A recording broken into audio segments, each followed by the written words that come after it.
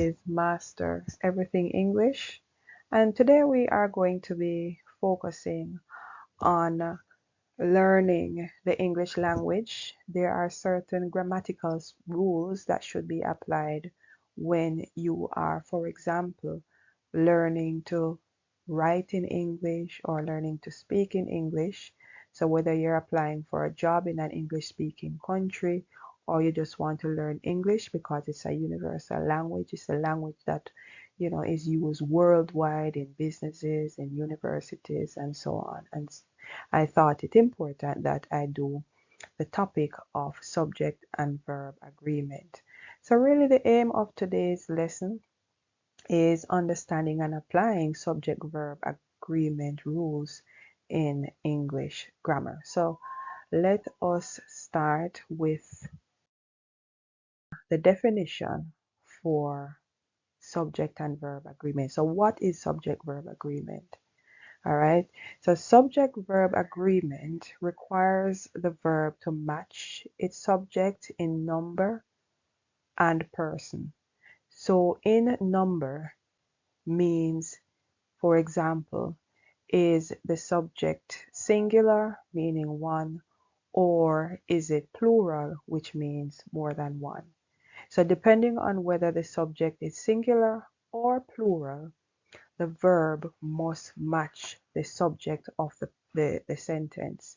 And when we say the subject of the sentence, of course, we mean who the sentence is talking about or what the sentence is talking about. And the subject of the sentence can be a noun or a pronoun. And of course, verbs come in different forms. I will do a whole other YouTube video on the different types of verbs that exist. Right. Now, of course, as I said earlier, learning how to use proper subject and verb agreement ensures that your ideas are clear and that they are correct. So let's begin with rule number 1. All right. So the basic rule, of course, is that, as I said earlier, singular subject takes a singular verb, and then the plural subject must take a plural verb. So for example, if we have the singular sentence, the cat runs fast, right? So the subject of the sentence here is the cat, because here we have the sentence that is talking about the cat. All right. Now the subject is normally found in most cases, but not in all cases, in most cases at the beginning of the sentence. And in this example, the subject of the sentence is talking about one thing, all right, one animal, which is the cat.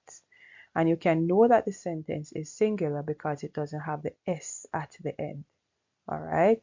So if you say the cat, it simply means that the verb, all right, must be singular, all right. So you say the cat runs, all right. Now, on the other hand, when we have the subject of the sentence here, which is the cats, all right, meaning that it's more than one cats, because it has the S at the end, of course, the verb would be run, all right. So that's the first basic rule. All right, so let's move on to subjects with and. So the rule is subjects joined by and must take a plural verb. So let's say, for example, we have the sentence, Jack and Jill are going up the hill. All right.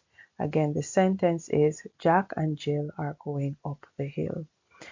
In this specific example, the subject of the sentence is Jack and Jill.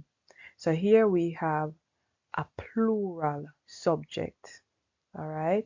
The sentence is talking about two different people, which is Jack, one, and Jill, the other.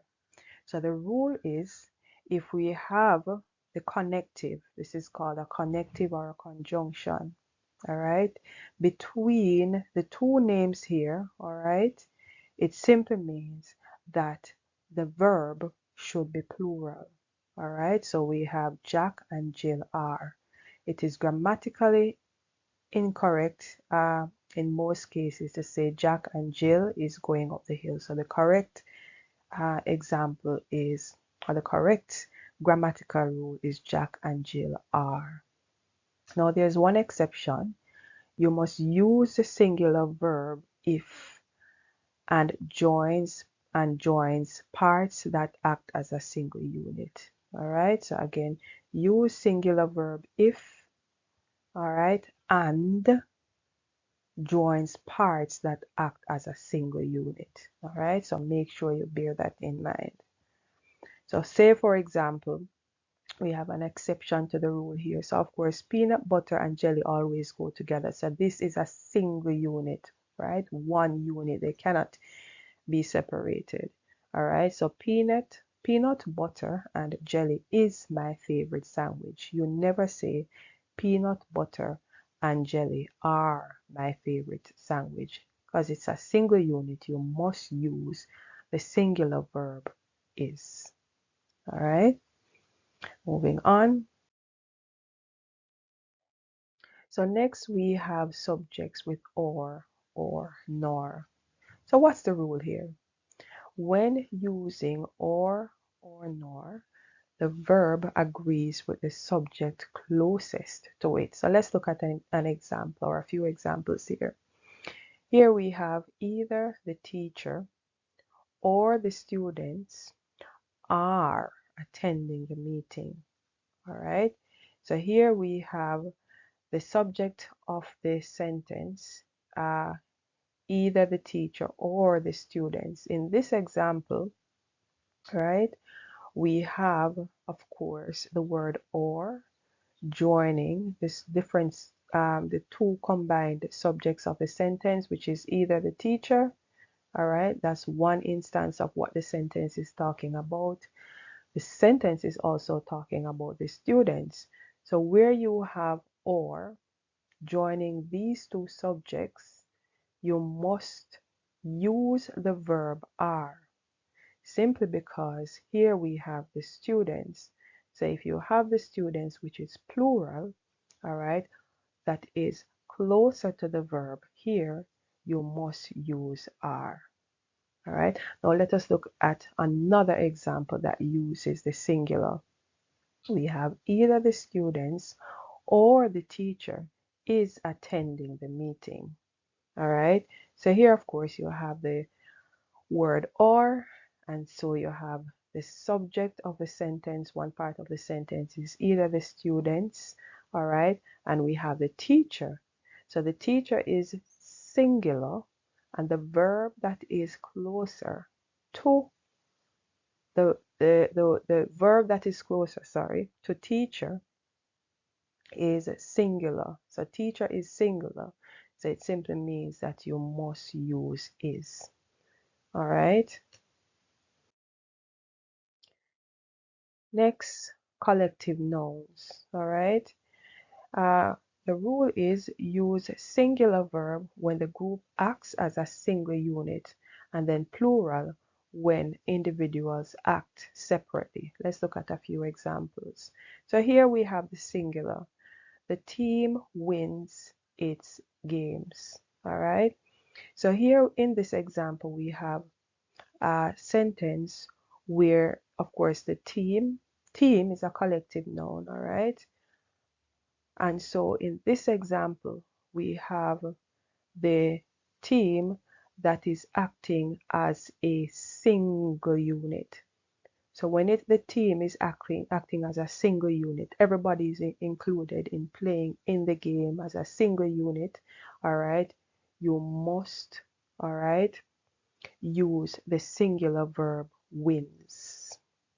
All right, let's look at the plural form. We have the team are wearing their new uniforms.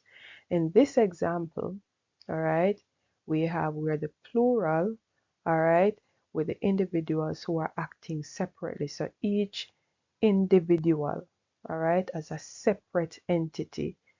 All right, in this example, we have the team as a separate entity. Let me repeat that. And so you must use the plural verb, which is are. Okay, good. So let's move on.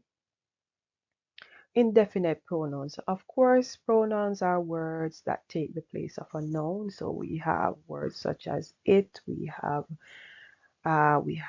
they, we have she, and so on. All right.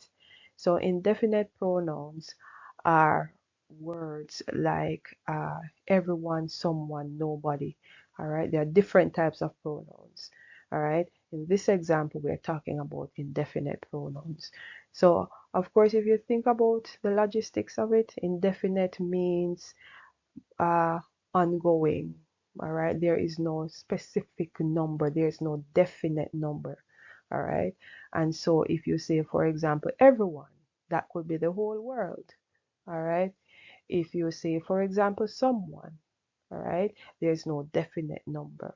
So the rule is indefinite pronouns like everyone, someone, nobody are singular and take singular verbs in all cases. So here we have everyone is invited to the party. So the subject of the sentence is everyone, and so you must always say is. All right, you never say everyone are invited to the party because that is grammatically incorrect. All right, so let me tell you about an exception. Some and all can be singular. All right, or plural based on the noun they refer to. So say for example you have some of the cake is left, all right, or some of the cupcakes are left. Here it just depends on which of the nouns it is referring to, all right, with the is and are. All right, next subjects following the verb. So in some instances, remember I said earlier in the video that in most cases the subject of the sentence will come, or it is located at the start of the sentence. But in some cases we have the subject coming after the verb in the sentence. All right, so let's read the rule here. It says, in sentences where the subject follows the verb still agrees with the subject. So don't get that confused. All right, let's look at some examples. So here we have the sentence, where is the book? In this example, the subject of the sentence is the book. All right. The book falls towards the end of the sentence here. All right. But of course, book is singular. All right. Or one. And so if it is singular, it means that you must use a singular verb, which is is. All right. And here we have the plural example. Where are the books? In this example, the books is plural or more than one, and so you must use are. All right, let's move on to titles and names. All right, so the rule is titles of books or movies, for example, even if they're plural, must take singular verbs. An example is The Chronicles of Narnia is a popular series. All right, so even though here we have the title or the title of the book, The Chronicles of Narnia, you must make sure that even though it is plural, all right, it must take a singular verb. All right, so again, the rule is the title of books, movies, etc., even if plural, must take a singular verb. All right, so we are nearing the end of the video. We're looking at amounts and quantities. So the rule is use a singular verb with quantities representing a single unit or one unit. Example, we have a quantity of $5. All right, so if we have $5, we must say is too much for this. All right, if we have 10 miles, we must use is a long distance. So you never say $5 are too much or 10 miles are a long distance, because that would be grammatically incorrect. Right? Moving on with there or here. The rule is when sentences start with there or here, the verb agrees with the subject or with the following subject.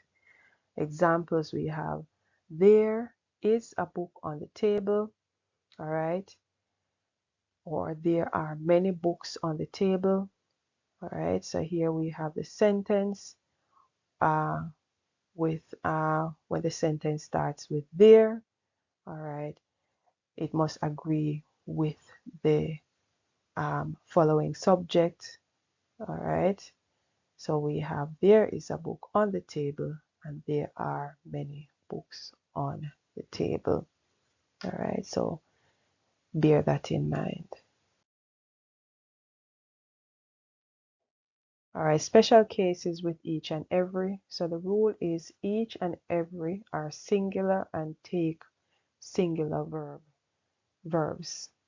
Example, each of the players has a unique skill. So even though players, all right, essentially would be more than one person, all right, you cannot use that as the rule to say, for example, you would use a plural verb, all right. You have to focus on the use of the word each. So once a sentence has each, you must use the singular verb. So you say each of the players has a unique skill, all right, and the same thing with every. So summary and tips: you must make sure that the subject and the verb in each sentence matches in number and person, all right. And make sure that you watch for tricky structures like phrases between subject and verb or collective nouns. So say for example you have a sentence that starts with a subject and then you have a few words falling in between the subject and the verb.